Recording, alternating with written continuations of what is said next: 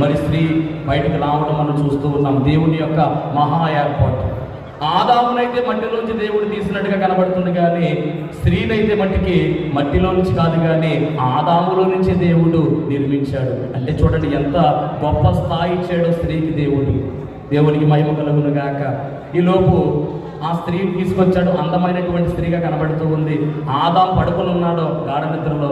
అప్పుడు దేవుడు అంటున్నాడు, Adam Adam, this is your madam అనిపించాడు. దేవుని మహిమ కలుగును గాక. మరొకసారి చెప్తూ ఉన్నాను, Adam Adam, this is your madam అన్నాడు. ఆదాం ఒక్కసారి చూశాడు. చూడగానే ఆదాం కంటే నిజంగా అప్పుడు దాకా పేర్లు పెట్టేటువంటి జంతువుల్లో ఉన్నటువంటి ఆనందము, వాటిని చూసినప్పుడు కలిగినటువంటి ఆనందం కన్నా మంచి ఆనందం, అనగా ఎక్కువ ఆనందం కలిగిందంట ఈ యొక్క స్త్రీని చూసిన వెంటనే. అందుకనే ఆదాం వెంటనే ఒక పాట రాశాడండి. ఆ పాట ఏమిటంటే, నా ఎముకలో ఎముక, నా మాంసములో మాంసము, ఇది నరుల్లో తీయబడింది కనుక ఇది నారి అనబడును అనేటటువంటి మాట పలికాడంటే.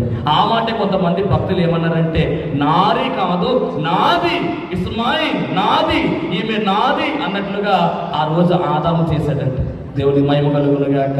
ఇప్పుడు వీరిద్దరికీ కూడా దేవుడు ఏం చేశాడంటే వివాహము చేసినట్టుగా, అదే మొదటి వివాహము, ఆదాము అవ్వమ్మలకు జరిగినటువంటి మొదటి వివాహము. వారే మన యొక్క తొలి ఆది దంపతులుగా పిలువబడ్డారు.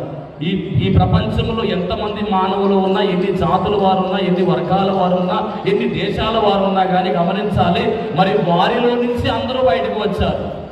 వారెవరు అంటే ఆదాము అవ్వ. అంత చరిత్ర పరిశుద్ధ బైబిల్ గ్రంథంలో మనకు కనబడుతూ ఉంది. అంటే దేవుడు అవలంబించినటువంటి పద్ధతి చాలా గొప్పదండి నిజంగా. ఎందుకంటే సాటి అయినటువంటి సహాయముగా పిలువబడింది భార్య. గమనించ